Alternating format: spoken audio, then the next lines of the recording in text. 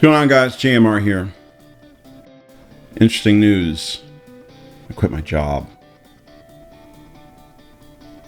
Actually, all theatrics aside, I actually left my job a year ago, last August. So I was a locksmith for 10 years, and I ended up getting into locksmithing because my playing schedule and touring schedule just kind of ground to a halt, and I knew that I needed to make some money. You got to pay that house note. So I was teaching guitar, and one of my students ran security for a hospital, and he was mentioning that he needed a locksmith. So I was like, I can do that, because at the time I was guitar teching, so I was like, it's a mechanical gig. I could probably do that. So I ended up getting in the job, and I started doing really well with it, and I was leading that department, the locksmith department, and got pretty good at it. So I stayed in that particular job for about 8 years, and then I moved to the greater Orlando area where I'm at now. And I joined another hospital system, and eventually started to lead that department. And one of the things that happens when you're leading a department is your free time kind of gets, for all intents and purposes, it gets pretty small, because you're in demand quite a bit. So I was working long hours, had a lot of responsibilities, and the music thing was kind of taking a back seat. And so the job offers kept coming in to do more music, and I started wondering, man, what would it be like to go back to music? Because there's a lot of work, and I could probably sustain this. So I called a bunch of my musical brothers here in Orlando and said, hey, what would things look like if I didn't have to turn things down and I could come back full time?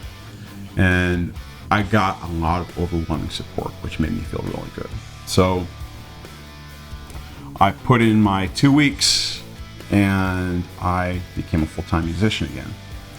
And the thing that was really cool was the first job out of the gate was flying to Guantanamo Bay, Cuba, and playing for the troops. And it was a life-changing experience, because not many people can say that they've performed for the troops, let alone played at Gitmo. I had the opportunity to play in the Middle East back in 2014 and do the same thing, for a USO kind of a thing. And I didn't serve in the military, but the idea that I can serve those who serve in the military is just a huge honor for me. So I just jumped at the opportunity, and I just had a blast doing that. Shortly after that, I got a job playing with an entity called Vinyl Records Live. And that is a company that specializes in taking iconic records like Steely Dan's Asia and the 1976 debut of Boston, playing those records from top to bottom, note for note, along with other songs from their catalog. It's a very challenging thing to do, because you cannot stray from the script. You've got to play everything note for note, and you have to transcribe things accurately. So I rose to that challenge because I now had a bunch of time on my hands. And, it was one of those situations where you're playing somebody else's style, and you're trying to do that justice. And frankly, it was a wonderful thing.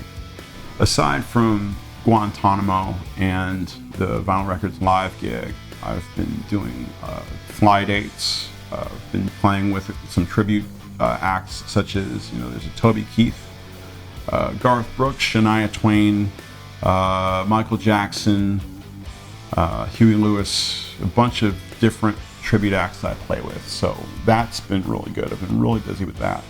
I also play with many different country, top 40, jazz, and R&B, shows.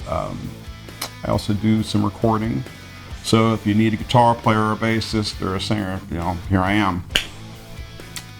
But that's what's been keeping me busy this last year, and I have zero complaints.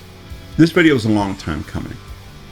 My plan with this channel is to do gear reviews, rig rundowns, transcription breakdowns, full songs, improv jams, collaborations, and really everything from funny gig stories to interviews. And I want it to be very fun and informative.